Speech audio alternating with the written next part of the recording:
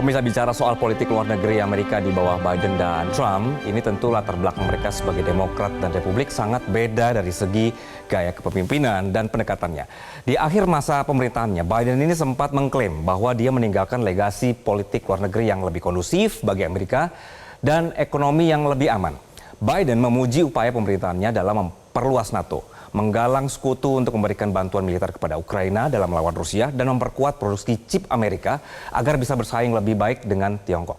Nah, pemirsa, faktanya klaim ini akan dibayang-bayangi dengan kondisi bahwa pemilih Amerika sekali lagi beralih ke Trump plus pandangan dunianya yang proteksionis. Dan Biden ini justru akan meninggalkan jabatannya di saat dunia sedang bergejolak dengan serangkaian konflik yang berkecamuk saat ini di internasional. Biden menjabat di tengah pandemi global terburuk, kemudian belum lagi dia harus memperbaiki aliansi-aliansi yang merenggang akibat 4 tahun Trump memimpin dengan semangat America First-nya yang kemudian langsung diuji oleh berbagai krisis internasional.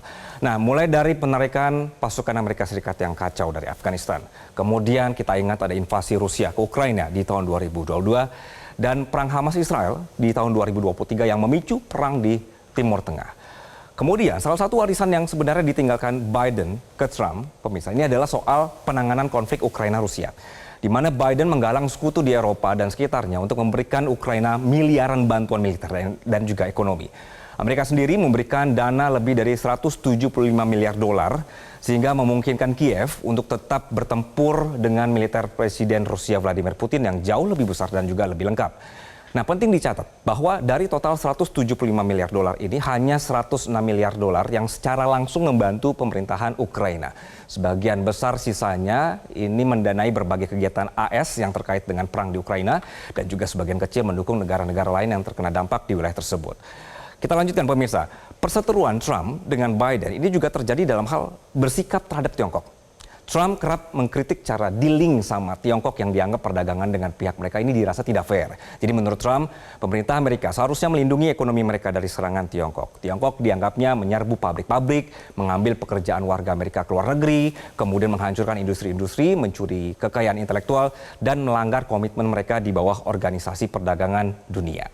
Beberapa jam setelah Biden pidato memuji diri tadi, Trump ini merespons, pemirsa, dengan bilang bahwa Amerika di bawah Biden selama 4 tahun terakhir adalah masa terburuk politik luar negeri dalam sejarah Amerika. Biden dianggap gagal dalam mengurusi kebijakan terhadap Afghanistan. Trump sendiri mempertanyakan apakah harus terus perlu membantu Ukraina, kemudian menolak komitmen untuk melindungi Taiwan, serta Trump tidak menganggap perlunya soal perubahan iklim. Trump sendiri sebenarnya juga kerap menggambarkan sekutu Amerika Serikat sebagai penumpang gelap yang memperkaya diri mereka di bawah perlindungan Amerika dan kerap menekankan ketidakadilan defisit perdagangan dengan negara-negara seperti Tiongkok. Nah, kemudian Trump pun ini mengkritik cara Biden dalam mengakhiri konflik di Afghanistan. Pemerintahan Afghanistan yang didukung Amerika Serikat runtuh, pemboman mengerikan menewaskan 13 tentara Amerika Serikat dan 170 lainnya, dan ribuan warga Afghanistan yang putus asa turun ke bandara Kabul untuk mencari jalan keluar sebelum pesawat terakhir Amerika Serikat lepas landas. Trump sudah pasti begitu dilantik nanti, ketika dia menjadi presiden lagi, dia akan mengeluarkan perintah eksekutif dan arahan lainnya untuk membalikkan kebijakan Biden. Namun pemirsa, ada beberapa hal juga yang sebenarnya kemungkinan kebijakannya tidak akan jauh berbeda dalam konflik Israel misalnya. Trump kemungkinan akan melanjutkan gaya Biden untuk memberikan dukungan militer dengan perlindungan dari rudal Iran dan serangan diplomatik di PBB. Bagaimana caranya Amerika akan menjaga hubungan dengan Arab Saudi, kemudian menormalisasi hubungan di regional tersebut, lalu memantau Iran, dan meskipun Trump ini sering mengejek sekutu-sekutunya, tapi ternyata dia juga perlu membangun kemitraan di Indo-Pasifik untuk bisa bersaing dengan Tiongkok. Lalu Asia Tenggara dan khususnya Indonesia bagaimana nih? Ini pertanyaan selanjutnya begitu ya.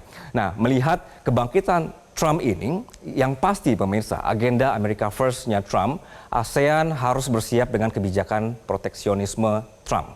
Dan juga negosiasi ulang Amerika dalam kemitraan internasional yang kadang-kadang sering mendadak begitu.